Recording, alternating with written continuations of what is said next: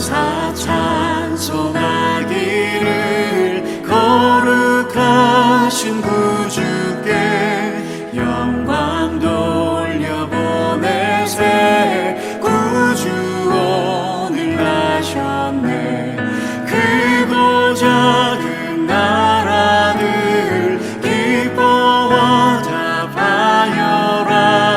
영광 받을 왕의 왕 베들레헴 나신 주.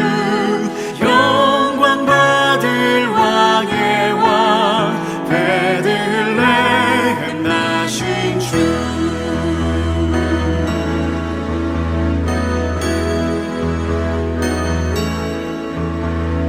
오늘 나신 예수는 하늘에서 내려와 처녀 몸에 나셔서 사람 몸을 입었네. 세상 모든 사람들 영원하신 주님께 영광 돌려보내며 높이 찬양하여라. 영광 돌려보내며 높이 찬양하여라.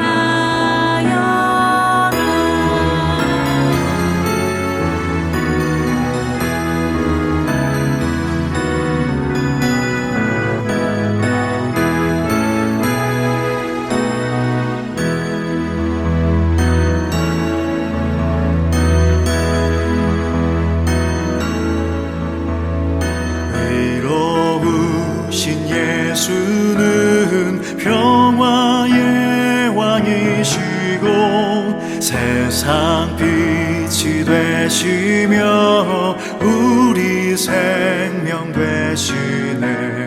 죄인들을 불러서 거듭나게 하시고 영생하게 하시니 함께 찬양하여라. 영생하게 하시니 함께 찬양하여라.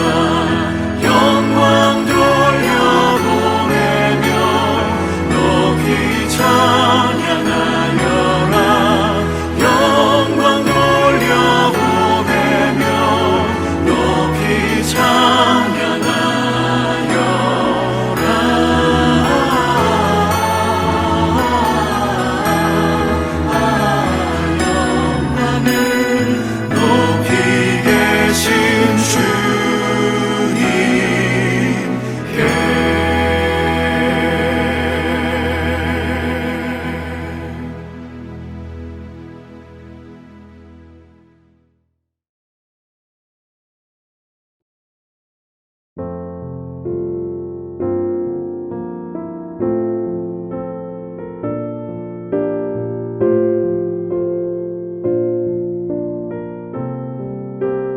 그 지역의 목자들이 밤에 밖에서 자기 양떼를 지키더니 주의 사자가 곁에 서고 주의 영광이 그들을 두루 비추매 크게 무서워하는지라. 천사가 이르되 무서워하지 말라. 보라, 내가 온 백성에게 미칠 큰 기쁨의 좋은 소식을 너희에게 전하노라. 오늘 다윗의 동네에 너희를 위하여 구주가 나셨으니 곧 그리스도 주시니라. 너희가 가서 강보에 쌓여 구유에 뉘어 있는 아기를 보리니 이것이 너희에게 표적이니라 하더니 호련히 수많은 천군이 그 천사들과 함께 하나님을 찬송하여 이르되 지극히 높은 곳에서는 하나님께 영광이요 땅에서는 하나님이 기뻐하신 사람들 중에 평화로다 하니라.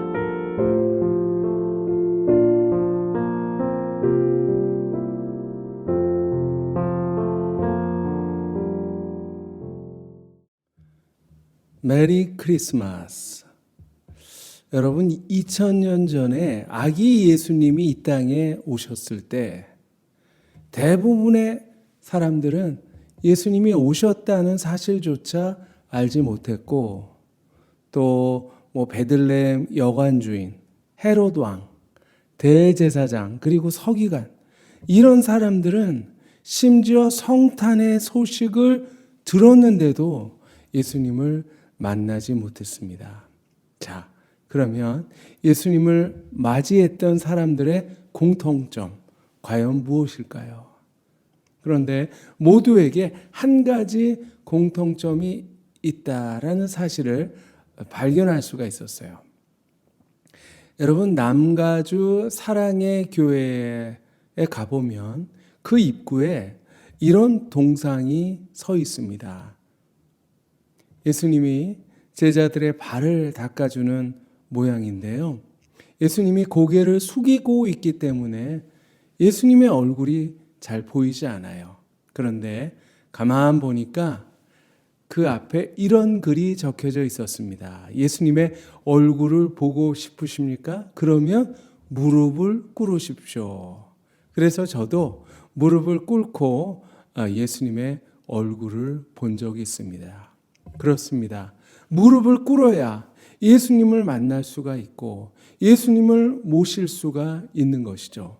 2000년 전에도 주님 앞에 무릎을 꿇었던 사람들, 그리고 겸손한 사람들만이 아기 예수님을 만날 수가 있었습니다.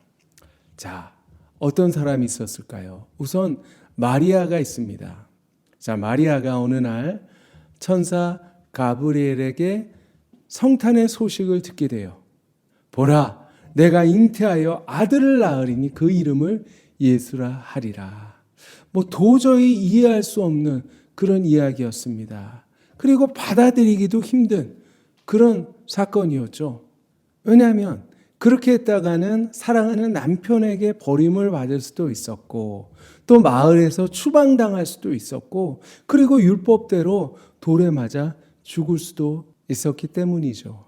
정말 마리아, 정말 어린 소녀로서 감당하기 힘든 십자가였어요. 하지만 그는 이렇게 고백을 합니다. 주의 여종이오니 말씀대로 내게 이루어지이다. 주님, 저는 주님의 종일 뿐입니다. 종에게 싫고 좋고가 있겠습니까? 그냥 말씀대로 저에게 이루어 주세요. 기꺼이 따르겠습니다. 이렇게 겸손히 순종을 합니다. 그리고 이렇게 찬양을 했습니다. 내 영혼이 주를 찬양하며 내 마음이 하나님 내 구주를 기뻐하였음은 그의 여종의 비천함을 돌보셨음이라. 자, 자기같이 비천한 자에게 임하신 성탄의 은혜, 그 은혜를 정말 소리 높여 찬양하고 있는 것입니다. 스스로 낮추고 그리고 겸손히 주님의 뜻을 받아들였기 때문에 예수님을 맞이할 수가 있었어요.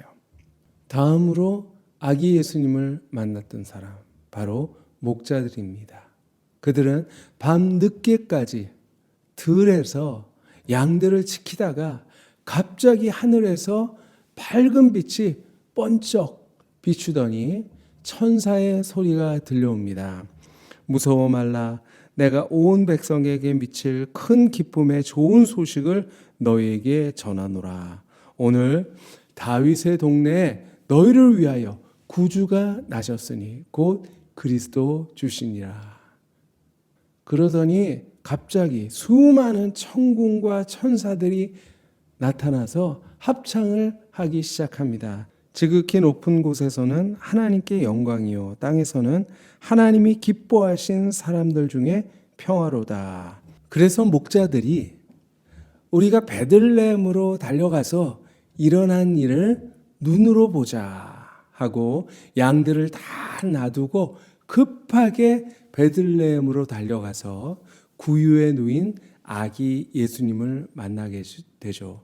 그리고 사람들에게 성탄의 소식을 전했고, 그리고 하나님께 영광을 돌리면서 돌아갔다. 그렇게 말씀하고 있습니다. 당시 양치는 목자들 별로 인기 있는 직업이 아니에요. 오히려 사람들에게 천대받고 가장 가난한 사람들, 먹고 살기 위해서 안식일에도 밤 늦게까지 일해야만 하는 그런 사람들이었습니다. 사람들에게 무시당하고 그리고 소외당하던 사람이에요. 왜? 이런 자들에게 성탄의 소식이 가장 먼저 전해졌을까요? 이왕이면 임금이나 귀족, 부자들에게 전해졌다면 어땠을까요? 그러나 성탄의 소식이 그들에게 전해졌다 할지라도 별로 기쁘거나 반갑지 않았을 거예요. 이미 모든 것을 가지고 그리고 누리기 있었기 때문입니다. 어쩌면 불안했을지도 몰라요. 그러나 이 목자같이 가난하고 천대받던 사람들에게는 예수님의 탄생이 그 무엇보다도 기쁜 사건, 감격적인 사건이 될 수밖에 없었던 것입니다. 여러분, 아무 문제가 없고 그저 편하기만 하면 좋을 것 같지만 그러면 주님을 만나기가 어렵습니다. 여러 가지 삶의 문제들 그리고 아픔들이 있기 때문에 그 가운데 주님을 만날 수 있는 기회가 열리게 되는 거예요. 언젠가 TV에서 어떤 마을을 소개했는데요. 그곳은 지푸라기로 새끼를 꼬아서 바구니나 방석, 집신들을 만드는 그런 마을이었습니다. 그런데 그 마을에서 제일 빨리 새끼를 꼬는 할아버지가 나왔어요. 얼마나 속도가 빠른지 도저히 눈에 보이지 않을 정도였습니다. 그런데 그분이 지푸라기로 새끼를 꼬기 전에 하는 준비 작업이 있었어요. 그것은 나무 망치로 지푸라기를 쾅쾅 두드리는 일이었습니다. 그래야 지푸라기가 부드러워져서 새끼를 잘 꼴 수 있다고 하는 것이죠. 마찬가지입니다. 하나님께서도 우리를 사용하시기 전에 한번 망치로 꽝 두드리십니다. 시련이란 망치, 고난이란 망치를 통해서 우리를 두드려서 부드럽게 만드신 다음에 우리를 사용하시는 것이죠. 누가복음 6장에 보면 가난한 자, 우는 자, 줄인 자, 그리고 미움을 받는 자가 복이 있다. 그렇게 말씀하셨습니다. 여러분 혹시 삶에 어떤 문제들이 있지 않습니까? 질병이나 슬픔, 고난 앞에 서 있지 않습니까? 오히려 그 문제 속에서 주님을 더 생생하고 그리고 더 가까이 만나는 그런 여러분이 되시기를 바랍니다. 자, 아기 예수님을 만난 사람 또 누가 있을까요? 바로 동방 박사들이에요. 이들은 하늘의 별을 연구하다가 메시아의 탄생을 알게 되었고 머나먼 순례길을 찾아와서 마침내 아기 예수님께 경배하고 그리고 황금과 유향과 몰약을 예물로 드렸습니다. 자, 이 동방 박사 이야기는 오직 마태복음에만 나오는데요. 여러분, 마태복음의 독자는 누구입니까? 바로 유대인들, 아주 선민의식이 강한 사람들입니다. 하나님이 우리만 택하셔서 우리는 특별한 민족이야. 그래서 이방인들은 깔보고 무시했어요. 그런데 이 동방 박사들은 바로 이방인이었습니다. 이렇게 성탄의 역사는 이스라엘뿐만 아니라 온 세계, 온 민족들까지도 포함한다는 사실을 우리에게 암시하고 있는 것이죠. 그런데 동방이란 메대나 바사를 말하는데요. 그곳에서 베들레헴까지 거리는 자그마치 1600km라고 합니다. 아마 낙타를 타고도 한 달 이상 걸렸을 거예요. 순례길에는 메마른 사막도 있었고 험산, 줄령, 깊은 강, 맹수나 어떤 강도의 위험도 있었을 거예요. 위험한 일을 만날 때마다 돌아가고 싶은 그런 마음이 들었겠죠. 그러나 오직 내가 메시아를 만나야 되겠다. 이 일념 하나로 모든 위험을 무릅쓰고 예수님을 찾아왔던 것입니다. 신앙생활도 순례길입니다. 자, 우리는 하나님이 예비하신 천국을 향해서 한 걸음 한 걸음 걸어가고 있는 것입니다. 그러나 그 길은 만만치가 않아요. 유혹의 강을 만날 때도 있고 시련의 깊은 골짜기를 지나야 할 때도 있습니다. 그냥 주저앉아 버리고 싶을 때가 얼마나 많이 있습니까? 그러나 포기하지 않고 끝까지 순례의 길을 나아갈 때 결국 주님을 만나게 되는 것입니다. 예전에 광고 문구 가운데 이런 말이 있습니다. 그래서 포기하는 사람이 있고 그래도 도전하는 사람이 있다. 자, 여러분은 어떤 사람이 되시겠습니까? 사도 바울은 너무나도 험난한 신앙의 여정을 걸어왔어요. 그러나 마지막 순간에 그는 이렇게 고백을 했습니다. 나는 선한 싸움을 싸우고 나의 달려갈 길을 마치고 믿음을 지켰으니 이제후로는 나를 위하여 의의 면류관이 예비되었으므로 주 곧 의로우신 재판장이 그날에 내게 주실 것이라.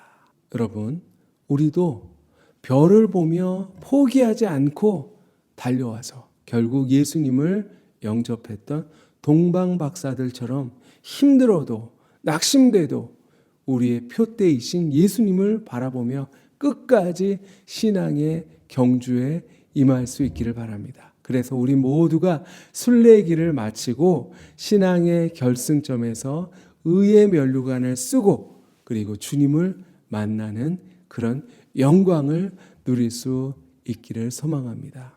사랑하는 성도 여러분, 주님은 겸손한 자에게 오십니다. 마리아처럼 주님의 말씀 앞에 자기 자신을 낮추고 그리고 목자들처럼 가난하고 어렵지만 낙심하지 않고 그리고 동방박사들처럼 주님을 바라보고 끝까지 인내하는 자, 포기하지 않는 자가 돼서 주님을 만나는 그런 놀라운 축복을 누리시기를 간절히 축복합니다. 기도하겠습니다. 하나님 아버지 감사합니다. 독생자 아기 예수님 우리에게 선물로 허락하여 주심을 감사합니다.